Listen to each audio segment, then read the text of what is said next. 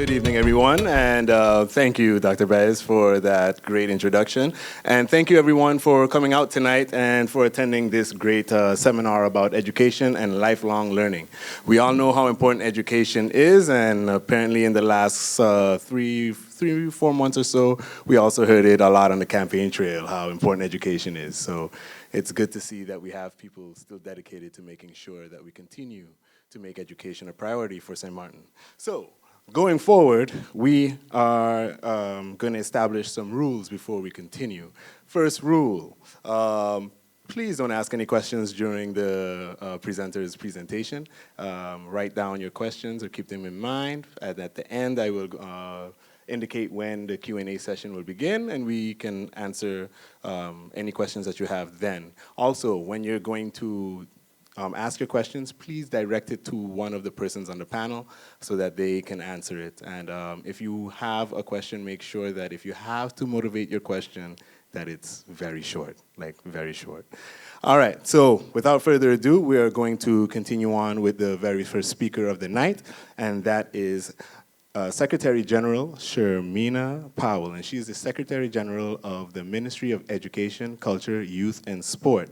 Ms. Powell, okay, I'm sorry, guys. I can't do this. I have to move this thing off. All right. Freedom. Okay, so Ms. Powell, should I say Ms. Powell Richardson, holds a Bachelor in Education, which she obtained at the University of St. Maarten. She holds certificate in Public Service Management and a certificate in Introduction Program Management from the Vrije Universiteit in Amsterdam. She started working with St. Maarten Island government in 1991 as a youth officer in the Department of Social Cultural Development. From then, up to 2017, Ms. Powell Richardson worked in youth, sports, and social cultural departments. In January 2018, up to present, she assumed the position of Secretary General of the Ministry of Education, Culture, and Youth and Sports Affairs. Ms. Powell is also somebody that I work closely with, and I am very, very appreciative of the job that she does. So please give her a round of applause as she comes up front. When we discussed this amongst the management team, and we started listing the areas that we are focused on and the objectives, of course, within the ministry, we thought, well, we might need more than a few minutes to be able to really share with the audience here as to what the ministry is doing. And so then it was decided, perhaps it's just best that we have the team from iStep. They're here, and I mean, you can't miss them because they're dressed in beautiful green. So we are thankful that they're here, and I know that they will do an excellent job because our experiences with them in the ministry is just simply, if I put it this way, awesome. So we want to thank them for that. We're thanking them in advance for what you're going to receive. And so my introduction, I was told that I'm expected to speak just about no more than 3 minutes. I hope I didn't take up too much already. And so I'm going to go straight into what the ministry has done thus far. In 2015, the Ministry of Education, Culture, Youth, and Sport embarked on the journey of the development of a strategic plan which would serve as a roadmap to help the ministry in contributing towards the quest to guarantee that the people of St. Maarten would have ample opportunities to thrive in all areas of their lives. This strategic plan was for a 10-year span of over the period of 2016 through 2026.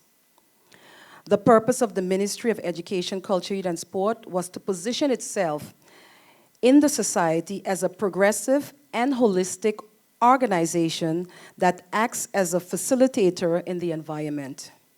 That's what was printed in the strategic plan. And that came about, of course, with different meetings held not only with the ministry itself, but also external stakeholders. With that in mind, a vision statement was formulated, which states that as progressive facilitators, so the ministry, it says we meet the demands and support the people of St. Maarten to become self-confident, resilient, lifelong learners, creative and critical thinkers who will thrive in 2026. You'll find that in almost all of our documents. With that vision statement, we affirm that access to education and opportunities for lifelong learning will empower the people of St. Maarten to achieve self-sufficiency, happiness, and success. Then in November 2016, St. Maarten became a member of the Global Network of Learning Cities. St. Maarten participated in several conferences after becoming a member state. Unfortunately, as a result of the hurricanes Irma and Maria, we have not been able to attend conferences based on lifelong learning since then. Then in 2018, the ministry again embarked on the establishing of a policy-based budgeting system. This tool resulted in a comprehensive ministerial year plan and would be used also as a stepping stone to a multi-annual planning and budgeting system for the years to come. Again, it was reiterated that a continuous development of human capital was necessary for economic growth through quality education, culture, and sport. The ministry based, of course, its goals that were aimed at continuous development on the following areas. And I'm just going to name a few because I think we would exhaust and would not be within the 3-minute period that I've been allotted. But such outcomes were, for example, all students graduating from the formal education system possess the required knowledge, skills, and competencies to enter the labor market or to pursue higher education. We also looked at continuous education opportunities that are provided for all citizens to acquire skills needed to be more productive members of the society. The outcomes also diligently looked at our program, which of course you've heard about, the studying in the region, and we're busy promoting that as well. Also, optimal use of early childhood, after school, and summer programs for youth is also being promoted. Networks of support for talented persons are established for promoting careers in sports and for ensuring quality representation, participation in regional and international activities as well. Exposure of the people of St. Maarten to best practices, innovations, in particular our schools, and developing trends to ensure as such that this takes place. We are pleased tonight to share our experiences in accordance with the Sustainable Development Goal number 4, which aims to ensure inclusive and equitable quality education and promote lifelong learning opportunities for all.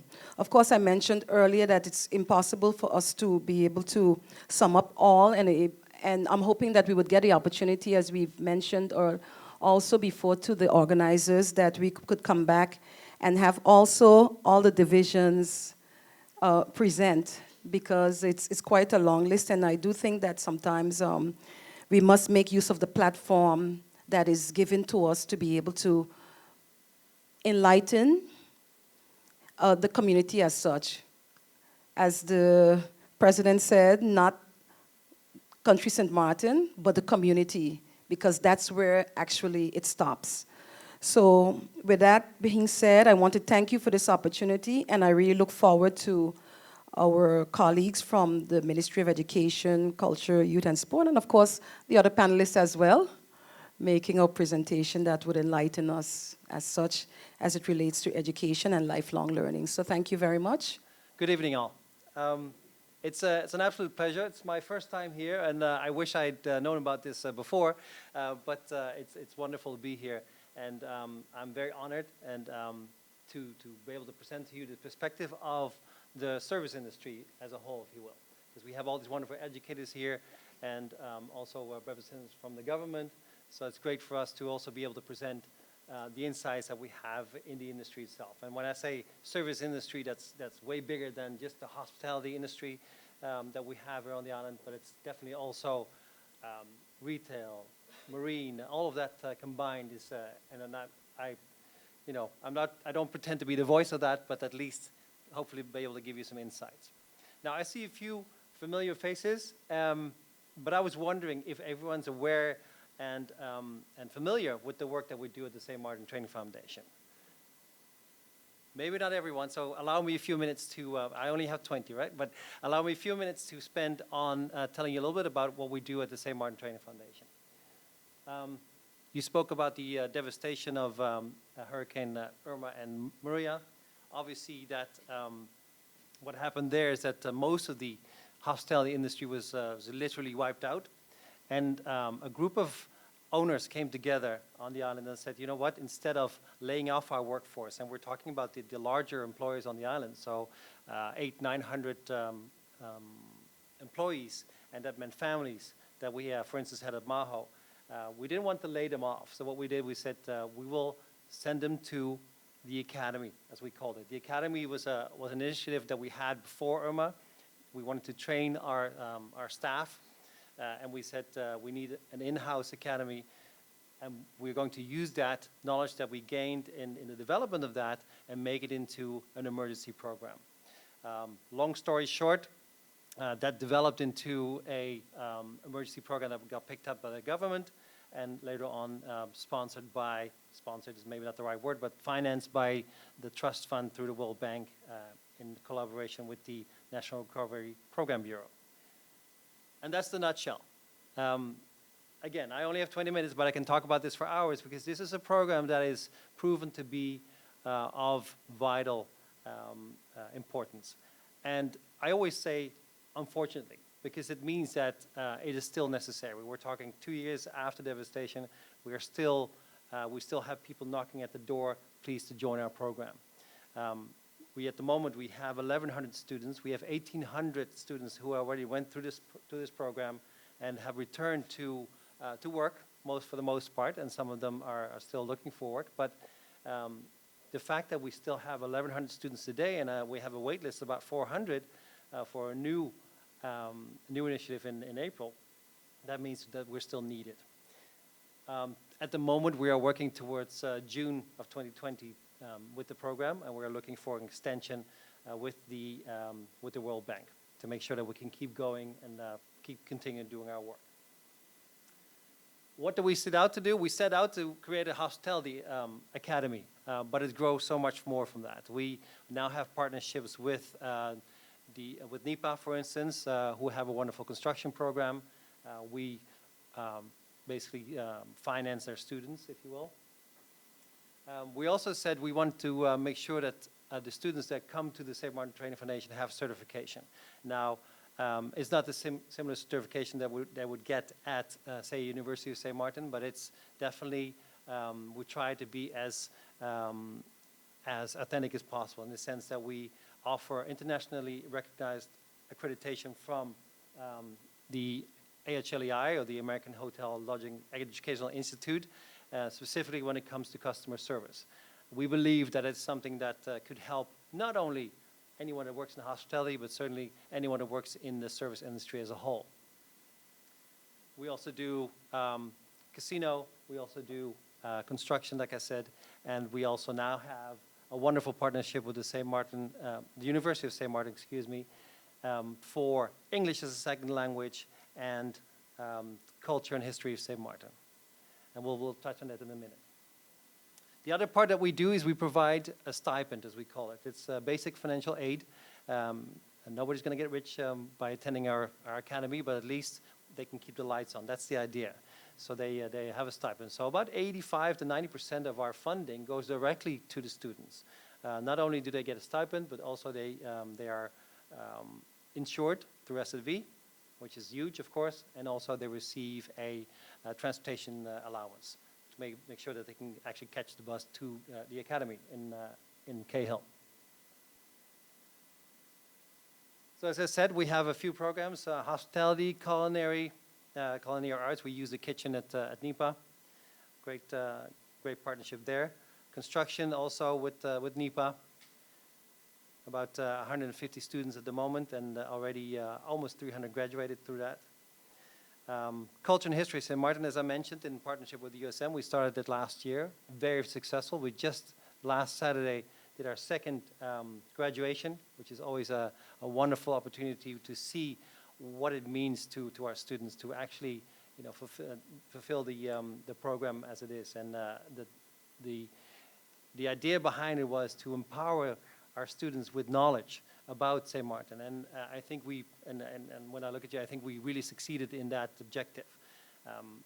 What we saw on Saturday was nothing short of wonderful and thankful students that really feel like they can be ambassadors of the island, which is fantastic. English is second language, as you know, especially the new St. Martiners, very, very large component, Creole and Spanish speaking. We employ several translators at the academy, but it's not enough. So we said, again, in partnership with USM, they developed, I should say, a wonderful program, English as a second language. And that's also very popular. We have people knocking on our doors, can we please enter this program? It's intended for existing students, but there's definite need for more. So we'll see how that plays out. All right. So that's a little bit about St. Maarten Training Foundation. And again, as I said to Marvia earlier, I can talk about this for hours. I won't, but I really urge you to come and have a look. And you're more than welcome to come and have a look at our training sessions, or come and look at literally in the kitchen what we're doing there with our students. Our students range from age 18 to literally 74. So it's wonderful to see that all come together. But we're here to talk about learning and development. And Secretary General mentioned best practices, and that's something that I'd like to focus on as well. Let's see. So when we talk about the need for continuous learning, right? It's fueled by a need, by a changing environment, if you will. And when I say environment, I mean the economy and all that. Technological changes. Mr. Crooks can tell you all about what it means to really develop an infrastructure, an IT infrastructure that is new. And it means that everybody that's involved in the economy also needs to learn how to use it. Globalizing economy, and when I say globalizing, let's focus on the regional competition. Places like Aruba, they're passing us St. Kitts, they're passing us left and right because they're developing their tourist product and all that, and which is still the lifeblood of this economy. So we really need to pull up our socks and make sure that we catch on. Step out of our game, whichever you want to call it. What that implies is there's a changing demands on the employees. They need to know more. They need to be able to do more. Secretary General spoke about competencies, skills. All those things need to be developed on a continuous basis. Knowledge. I mean, we're in a house of knowledge here at the university, but it's definitely something that we can never have enough of. And our students, we try to give them as much as we can in the 6-month program that we have, but it's something that is not enough. It's just a start, if you will. Same with students that come to the university. Obviously, they need to continue learning. And what we're also seeing is an increased, let's call it intertwining of working and learning. And I'll expand a little bit more on that idea, because it's an interesting one.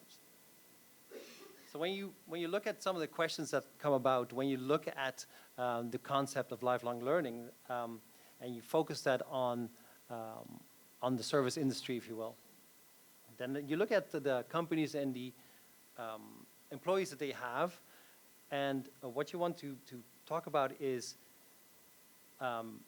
getting away from the sometimes negative connotation of learning, especially in a working environment. When people come to put it in correct terms, when people come to a university, obviously come to learn. They seek out knowledge, and they really want to learn. However, if they workplace, training, learning and development is sometimes seen as a necessary evil.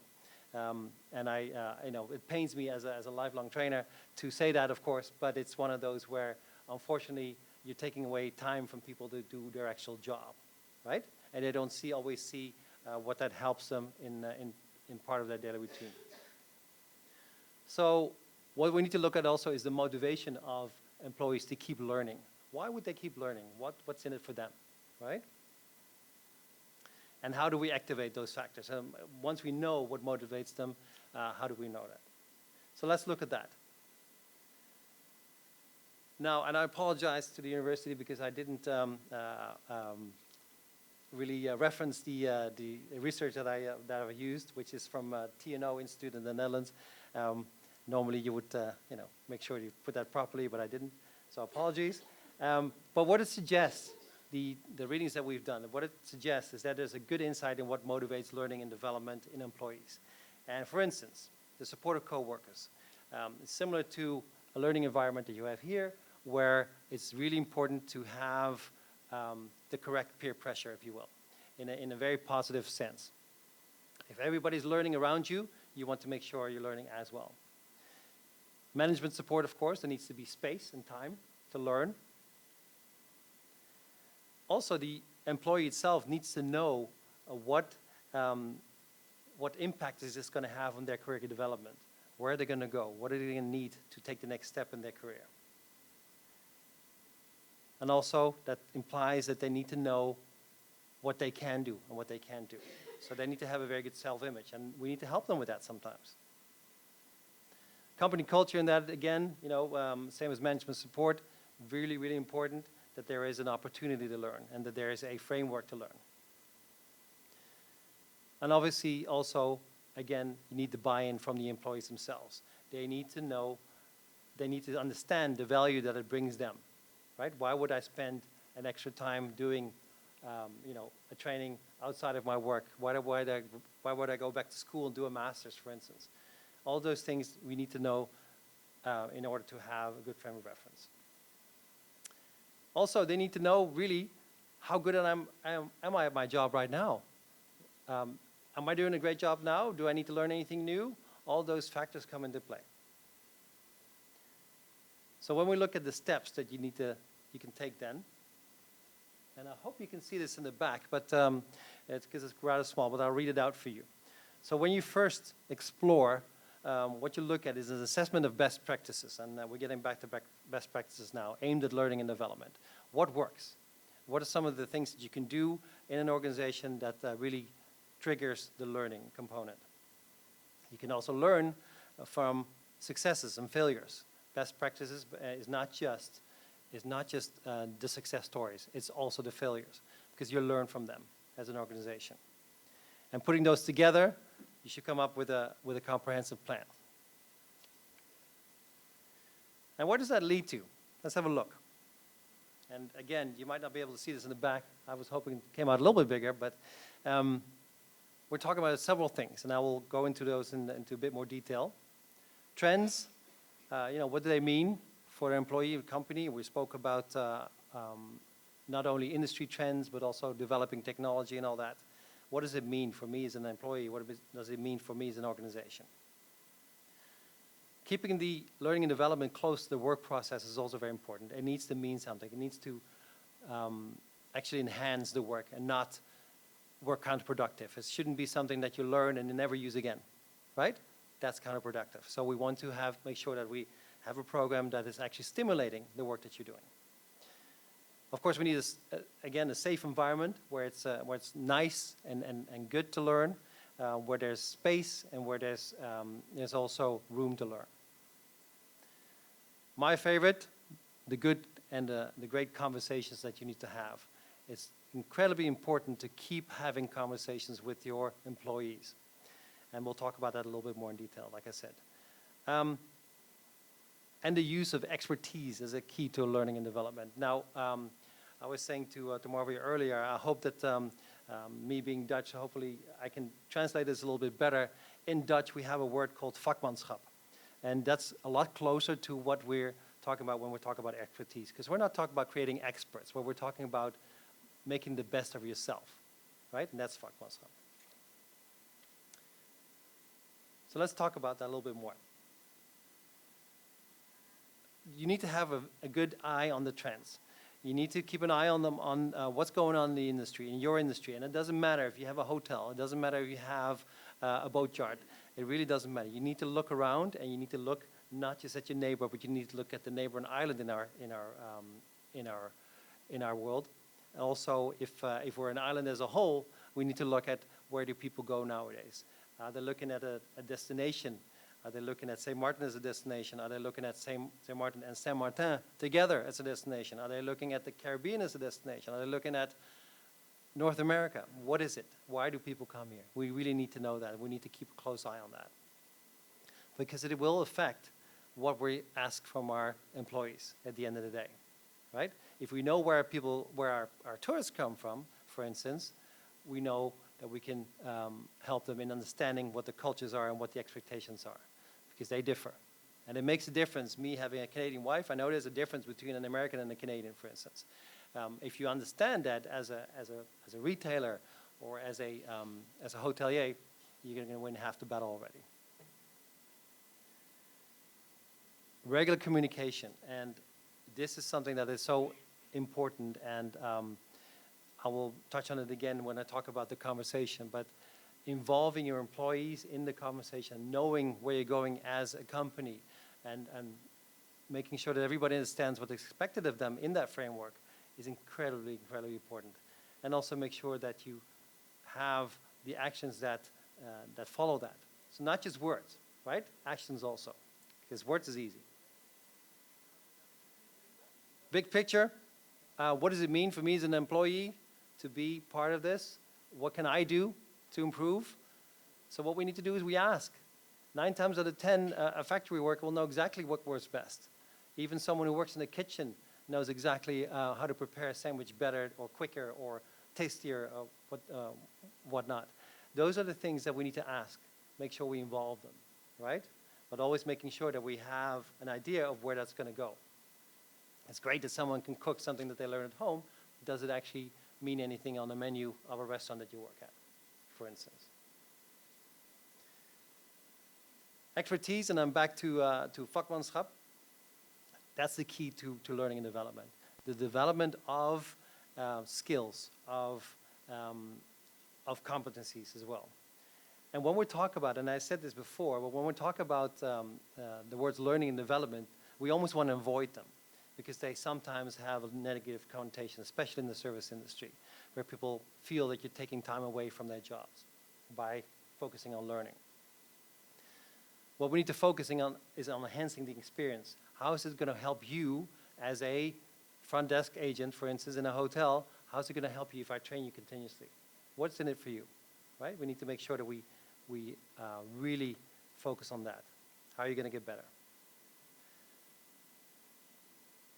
What does it mean for their growth? What does it mean for their career? Are they going to get more, maybe a better job out of it, more salary? Are they going to get extra certifications? It's going to help them along their career as well. Sorry.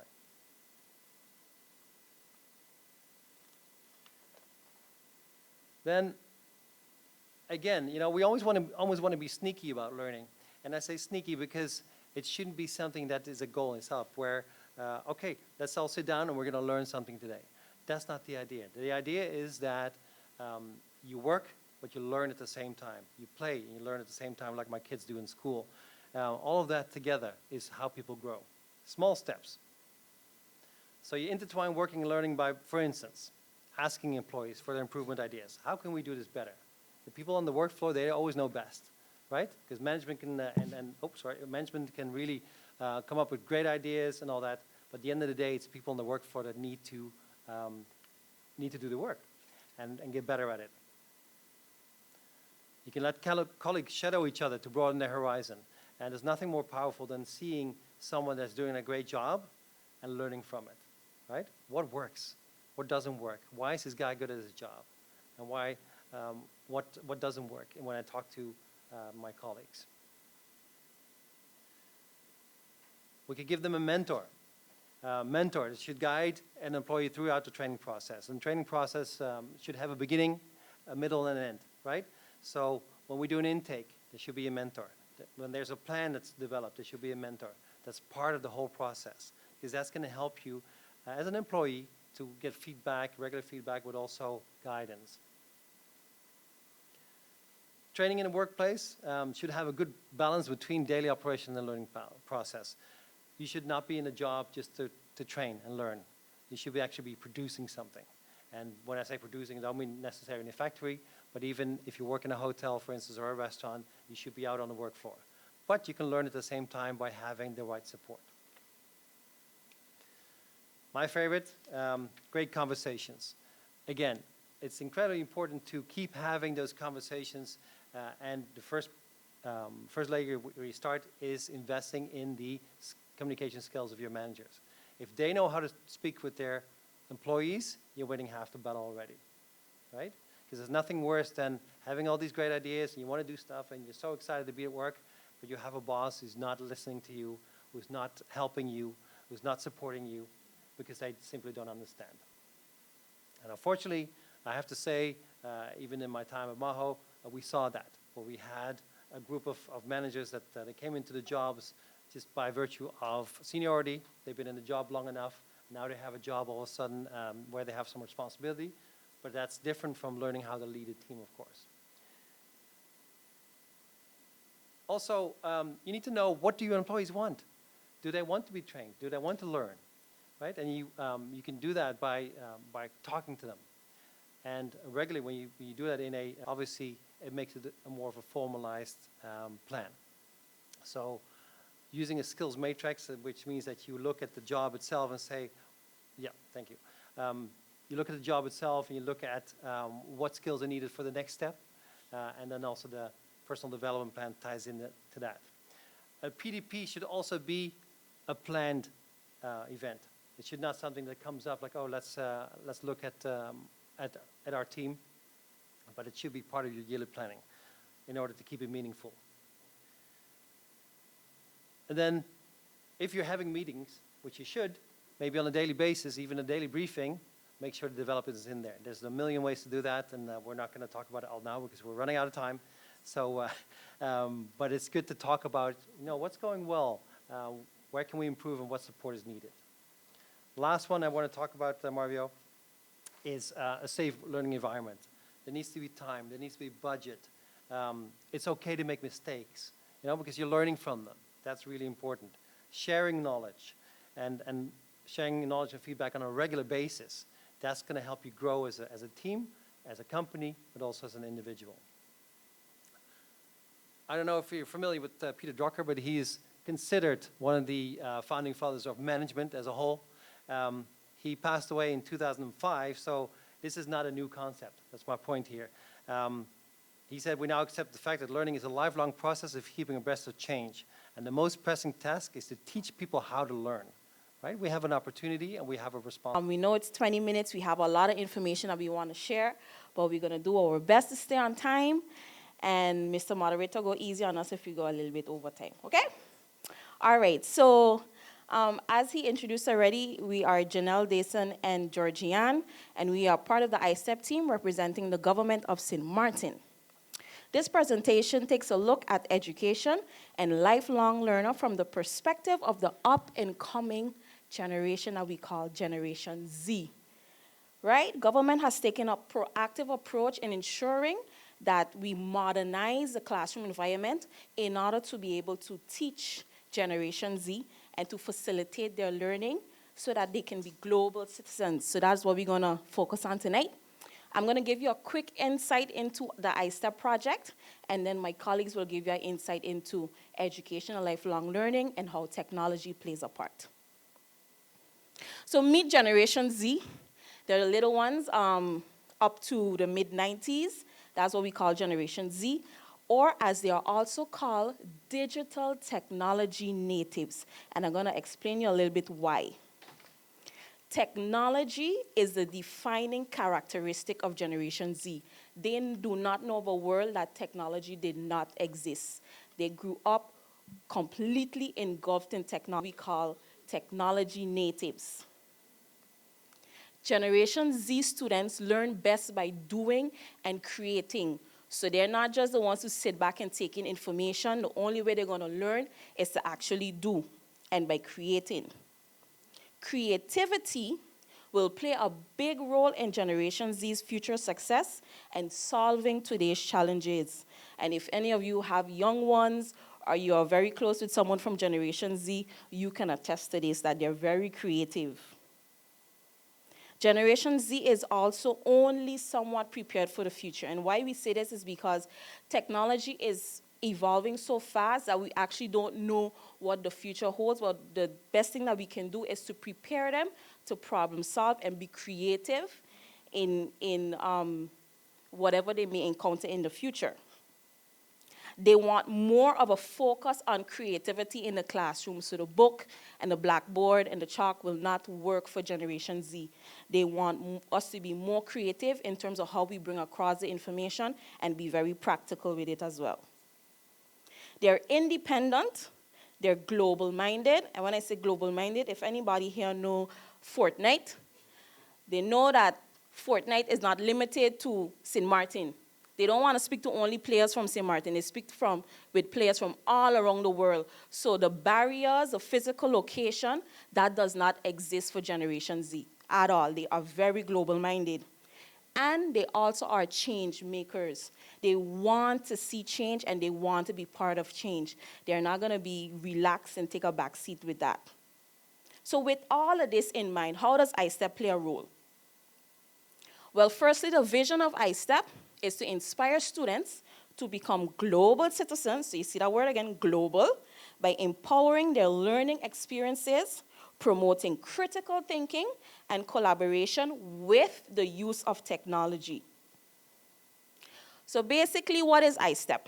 So ISTEP stands for Inspiring Students with Technology in Education Project, but it just sounds nicer to say ISTEP, right? And the project is based on the integration of ICT in education, and we officially commenced in late 2016 with this project. Now, this project is financed by monies that were reserved specifically for ICT in education after the dissolution of the Netherlands Antilles. So we have a budget, and it's solely for the integration of technology in education. Right now, as we are engulfed in our pilot project, the current focus is on public schools. However, at any time we are available to the subsidized schools for any information they may need, and we always try to include other schools in trainings or any activities that we have because, of course, as Ministry of Education, we're not just only about public schools. But if you know the public schools, you know this is a breath of fresh air for them. So, the team of experts. So we are responsible for the implementation of ISTEP. And you have myself, me, Janelle Presentacion, as a project manager. You have Georgian Adriana Henriquez as the instructional technology coach. Jason Marks, as we call him, the tech expert. That's a term that he coined. He make it up, he say. Sharon Kangiter in branding logistics. Raise your hand, Sharon. And Kimberly Myers doing what she does best with the creative coordination. Just put up your hands, everybody know who we're talking about. All right. All right, what are the core objectives of ISTEP? And it's not limited to this, but I'll explain that quickly. Technical infrastructure, we have to ensure that we upgrade the technical infrastructure to be able to facilitate technology, meaning we have to make sure we have something like that what's in the roof called access points. We need to make sure we have the Wi-Fi equipment that is there so that when the teachers want to implement technology, they can do so. We also focus on professional development. That is a very key part of the ISTEP project. We are busy with the professional development with teachers, managers, secretaries, PE teachers, music teachers, across the board. We use a wholesome approach in terms of professional development so that no one is left out in this movement towards modernizing the learning environment. And of course, part of integrating technology is, of course, the technology. And I'll show you just now what technologies we have implemented. And lastly, sustainability, of course. As it is a government project, we have to ensure that even after these monies are finished, that technology continues to propel forward in the classroom so that we can prepare our Generation Z students. But there are also some other drivers that influence the core objectives, such as classroom instruction, curriculum, even community. All of those things combined together are what we are focusing on. So to the good stuff. So what does technology look like in the public school classrooms right now? Well, we have implemented the Apple iPads, and you can see I have one right here. I'm also still learning, so I think Generation Z might be better than the millennials, just saying.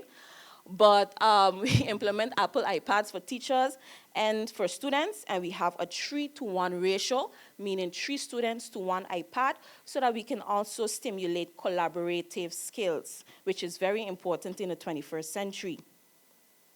We also have stuff like interactive projectors. So like this one, however, that the teacher can go and the students can go and they can actually interact with the image on the screen. We also have interactive whiteboards. Some people call it Prometheum, those different brands. We have that as well in the classrooms. And we have some accessories such as wireless keyboards and headphones and interactive pens. I saw Mr.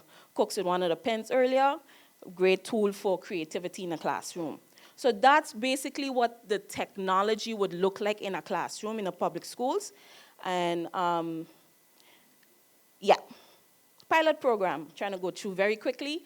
We are currently executing a pilot program. We have implemented a horizontal approach, meaning that we're in all the public schools. We have chosen 2 to 3 classes per school that we are piloting the technologies in.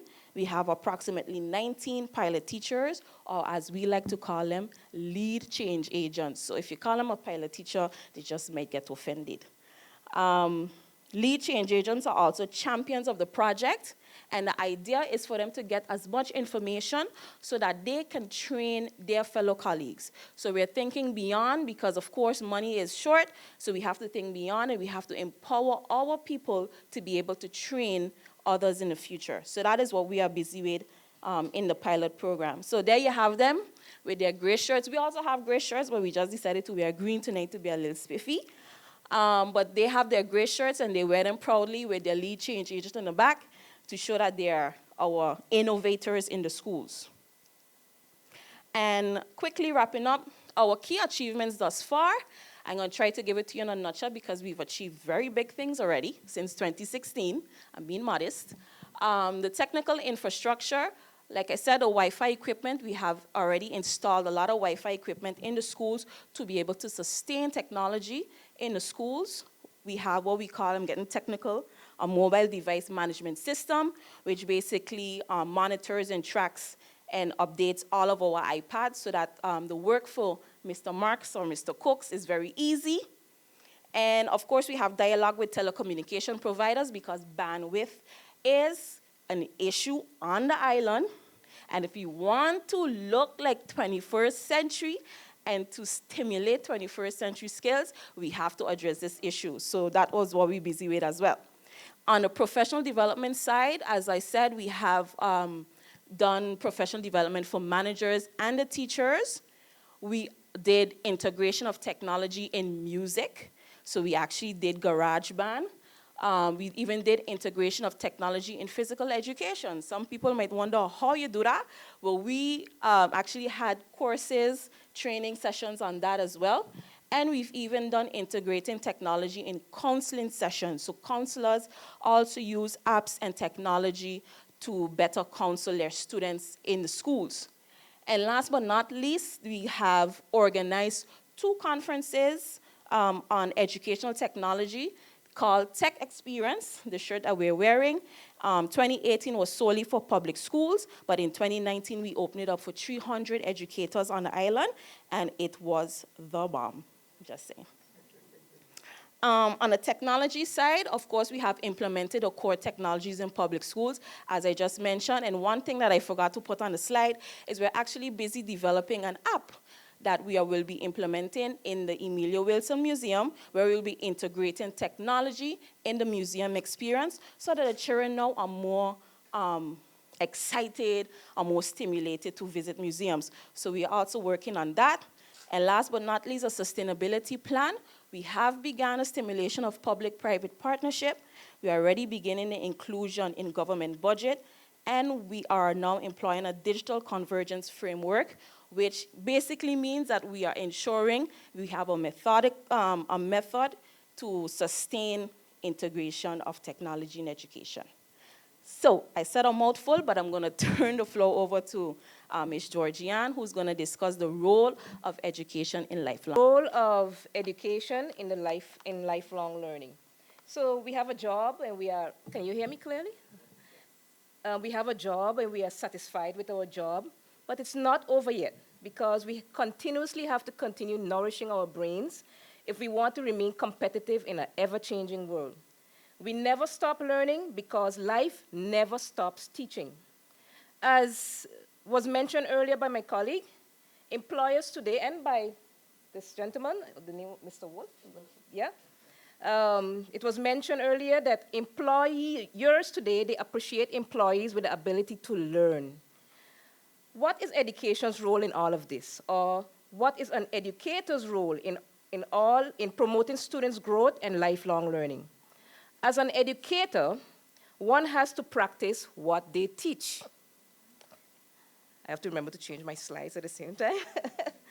Okay, so we often hear about 21st century learning skills. When I was in elementary school, the emphasis was placed mainly on the key subjects. Success was measured by how well I could master passive learning skills like remembering, understanding, and maybe sometimes we did a little bit of analyzing. I don't remember having to complete group assignments in class or having to do public speaking. So there was no authenticity to my education as a child. There was no connection made between what I was learning in class and the real world. I think that's why in first grade I spent most of my years sleeping. I was bored, always bored. I think that's why initially I had such a hard time in high school because I went to high school and there you had to work in groups. And then initially in the world of work, you have to work as a group. So initially I had a bit of a struggle with that and I had to teach myself those skills. It wasn't taught to me as it should have been. That's why I have a problem with when I myself used to say 21st century skills, but I came to the realization that these were actually always needed skills. Because, why I say that? Because if you look at the workforce today, we see the workplaces, you see we have generations from 5 generations working side by side. I would be in the generation X, and they have to learn to work together. They have to learn, they have to respect each other's strengths and to work toward common goals. And in order to make this all work, and to achieve an equitable workplace, employees of different age ranges have to utilize each other's strengths. Older employees, they have to appreciate the tech savviness of Generation Z and the millennials. And then you have Generation X that's most appreciated for their good work ethic. And of course, you have the baby boomers who are most appreciated for their leadership skills. This is another reason why I strongly believe that the strength-based approach to teaching and learning is important. This is why it's also important that young learners be exposed to learning experiences which teaches them how to respect each other's differences and how to utilize each other's strength to solve problems. I think most of us as educators, we think that learners will automatically achieve these skills on their own.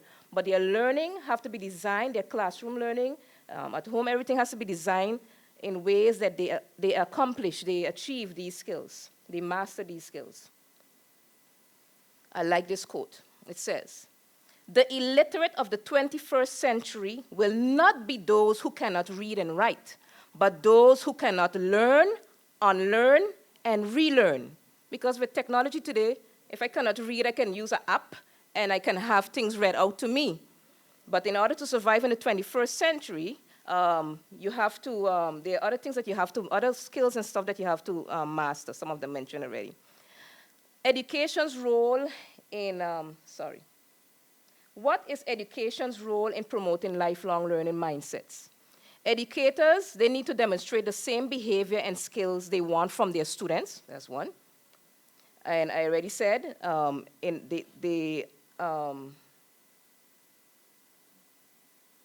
they have to be able to design their learning so that their learners, they have an open mindset.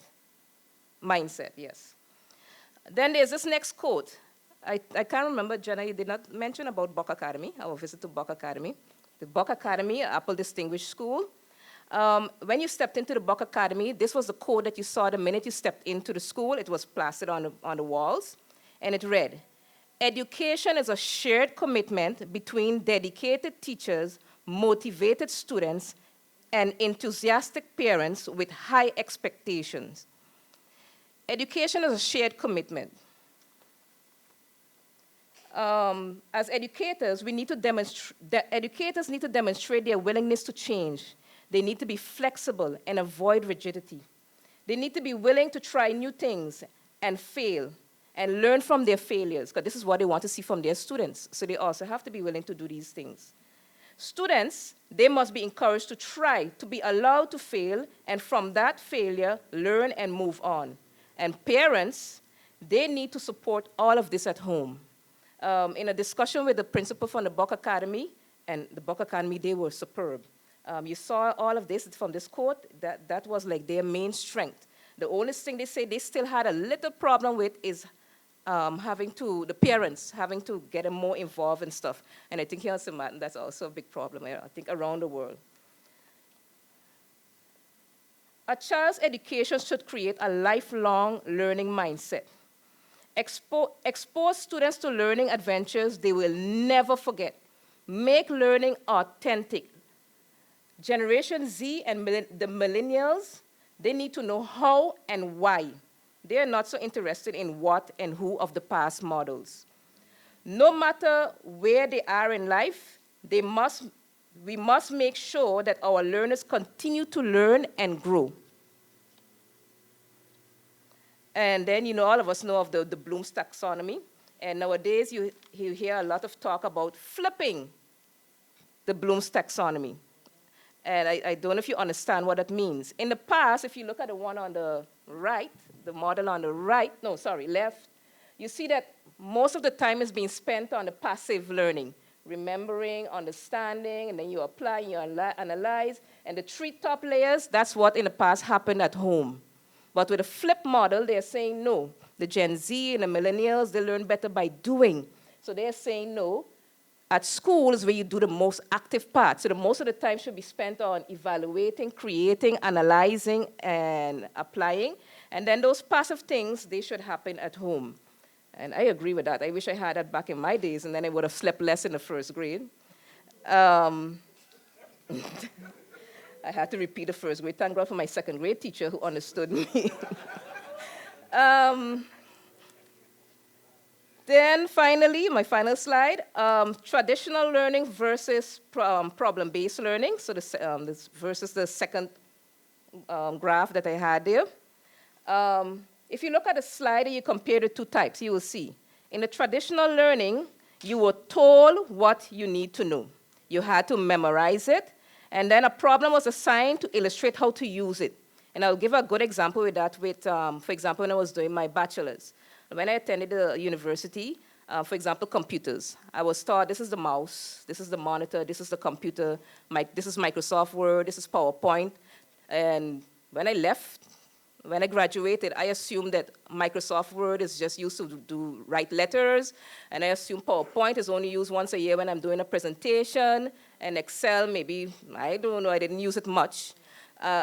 Somehow, for some reason, all those years in the classroom, I didn't make the connection. I wasn't taught that way, how to make the connection and use those tools in my everyday life. So I only use Microsoft Word maybe once a year if I had to write a letter, and PowerPoint once a year if I have to do a presentation. I feel so bad now when I look back, but I wasn't taught that way.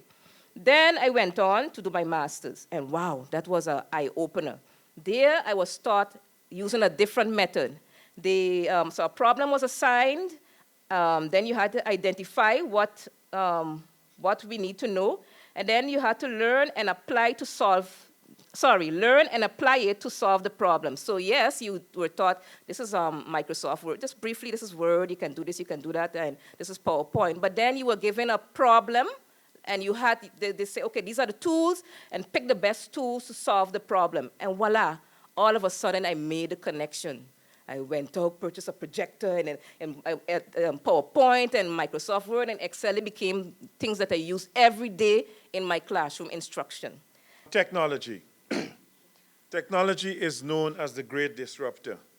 And in lifelong learning, we definitely have to look at the role that technology is going to play. I heard a quote, I can't remember it exactly, but the reference was made to the taxi drivers in New York City when the Taxi Association in New York City protested against the launching of Uber. And the quote was said something to the effect that you gotta be able to embrace technology or you become a victim of its success. And I want us to be very careful with lifelong learning if we do not embrace technology, the role of technology in lifelong learning, we are going to become a victim of its success. Technology has changed the way we communicate. All who use WhatsApp. Yes. Facebook. Yes. Technology is a disruptor. It has disrupted the way we watch television. I don't have cable subscription at all. I do have Netflix. I haven't signed up for Disney Plus as yet, but I do have Hulu. Disney Plus, I'm going to check it out later. Technology has disrupted the way we listen to music. We no longer, I remember a time I look at my Apple account and I realize I spent over $500 buying music that over probably a 7-year period, but I don't buy music anymore because you can just pay $14 a month and get entitled to listen to 14 million songs or whatever. So technology has disrupted the way we look at music, listen to music. Technology has disrupted how we date and meet people. Match.com, Tinder, Bumble. I didn't even know about Bumble until recently. Yeah, all right. I don't use it, I just know about it. Okay. All right, my wife's gonna be watching the video. Technology has changed the way we live in our homes. Anybody got smart homes, smart things? Nobody? Only me alone? Okay, George, and yes, I don't need to turn on lights anymore, and no, I don't turn on my lights. No, my lights go on and off by themselves, and they come on and everything, you know. And then I can tell the living room to give me some love scene and the lights share. Yeah, you know. Yeah. So technology has disrupted even the way we live. My children mess things up because the mistake I made is let my children know that you can command the lights by voice, and you know what happened. You know, I can be doing something and somebody can say, Siri, turn off the lights. So technology has changed the way we live. Technology has disrupted the way we shop. You know, when you go buy Safe Cargo, what happens, right? Amazon boxes. Technology has disrupted the way we get answers. You know, we don't, my kids don't know what is an encyclopedia. I had a catalog of encyclopedia that I preserved for them, but it's an ornament now because they just go and they say, Alexa, or they say, hey, Google or Siri. Technology has disrupted transportation. I mentioned Uber before. Anybody still catch taxi when they go overseas? No? Uber in it, right? Yeah, and Lyft in it. Yeah. Man, we had some Ubering going on when we went to Buck Academy. No. So we cannot ignore the fact that technology is going to affect this whole process of lifelong learning. How's technology changing learning? So years ago, a college degree would have virtually guaranteed you to hold a good job and get a good income. But technology is changing, and the process by which is accelerating now, the value of your degree by the time you leave University of St. Maarten has been reduced because of technology. Today, college education will, help you get into the workforce, but lifelong learning is what is necessary right now to keep you employed. So I saw this recently and I said, this is awesome. Today's employers are actually looking for people who enjoy learning. It's in the interview, they set it up as a criteria. They want to know that you actually enjoy learning. And the employers are looking for people that possess interdisciplinary skills. We are encouraging our teachers to be lifelong learners, But more and more, we realize that teachers have to have interdisciplinary skills. Just knowing the pedagogy is not good enough anymore. You cannot go into the classroom and do not know the technology. It's just unacceptable. I mean, the kids are going to eat you up. And this is very important. As in the academic field, you have to keep up with the technological trends. When we started iStep, I think we were using iOS 9 or 10 then. But every year, the iPads have to be updated because Apple brings out a new version of the operating system. The new version of the operating system got new tools in it, so you have to relearn it. Because what's going to happen, the kids are coming from home, and the kids got iPads and things, and then remember sometime we had to ask a student how to connect the thing to the Apple TV, because we had the Apple TV, but none of us had took the time to go through, understand how. And one of the kids came up and took the iPad and showed us how to connect. We bought Apple TVs, but none of us at that point in time had one in our homes. So, a Georgian, but Georgian wasn't there. So we had to call one of the students to come and show us how to connect it. So the teachers have to be interdisciplinary. The beautiful thing about technology, however, is that it now makes learning available anytime, anywhere. The opportunity to learn is 24 hours a day. You want to learn something, you have access to technology, you can go ahead and learn that thing. One of the things that we pushing when the Division of Public Education got Office 365, we got enrolled to this thing called Microsoft Image Academy. And Image Academy basically allows an educator to go online and become certified to teach with technology. But what we realize is that because this frame of mind, this mindset of the continuous education and the lifelong learning was not a part of the graduates or the recent graduates, so it was a struggle to get them to go ahead and to use a free forum to be able to learn and get qualified. I'm going to skip a few things because these I want to get to.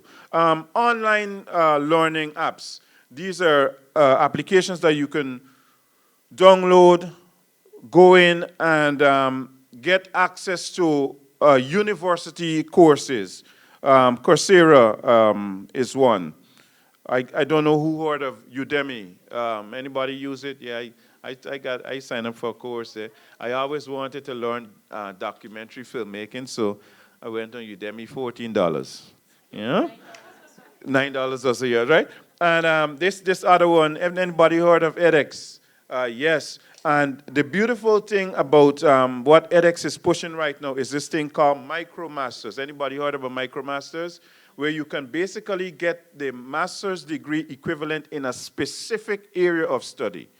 It can be one course, but the course that you're taking is on the level of a master's degree. So you don't have to take the whole master's degree, but you can certify yourself in just specific areas of learning. So those are some of the things that we want to be able to pushing and promoting, that our teachers, the ones that are going to be in front of the classroom, educating generations, let them understand that you have to be lifelong learners to be able to teach lifelong learners. Thank you very much on behalf of iStep, and thank you for your attention.